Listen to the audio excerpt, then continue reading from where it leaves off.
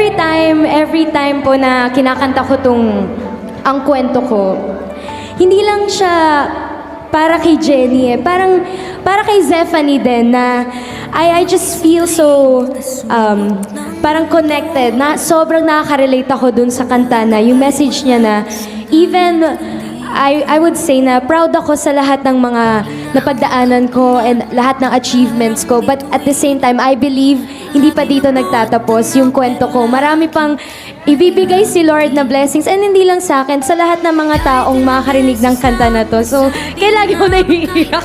Sobra po akong grateful kasi it's not just us na mga artists yung nagdadala ng show na to, but also all the people behind the cameras, lahat ng prod, lahat ng bosses namin.